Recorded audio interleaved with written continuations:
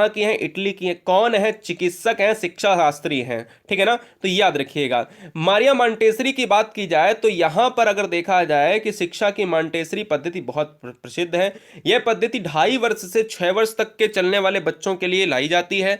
यानी क्वेश्चन में यह पूछ सकता है कि कितने से लेकर कितने बच्चे तक, तो 2.5 से 6 वर्ष, ठीक है, ये याद रखिएगा।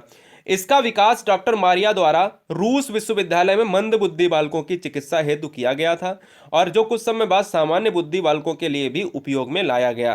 तो क्वेश्चन में पूछा जा सकता है कि सबसे पहले मॉन्टेसरी पद्धति तो बच्चों के लिए जो मंदबुद्धि थे, और बाद में सामान्य बुद्धि थे, सामान्य बुद्धि वालों पर भी इसका प्रयोग किया गया और आज भी चल रहा है, ठीक है। चलिए, डाल्टन विधि देखिए, डाल्टन विधि के जनक कौन है? तो ये है कुमारी हेलन पार्कहर्स्ट है, और ये आपको याद रखना है।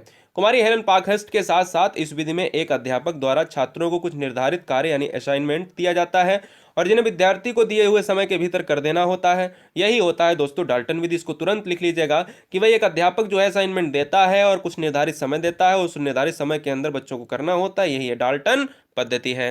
लास्ट है दोस्तों आपकी स्लाइड, भाषा संसर्ग विधि, ठीक है ना। यहां पर दोस्तों लैंग्वेज इनकॉर्पोरेशन मेथड की बात करेंगे तो यहां एक व्याकरण शिक्षण विधि है। इस विधि में रचनाओं के माध्यम से व्याकरण का ज्ञान दिया जाता है। प्राथमिक कक्षाओं हेतु यह विधि काम में ली जाती है, और इस विधि के द्वारा छात्रों को अच्छे लेखन की पुस्तकों के माध्यम से व्याकरण का ज्ञान दिया जाता है। सिंपल सी बात है। यहाँ पर ये 3 पॉइंट आपके लिए बहुत ही जबरदस्त साबित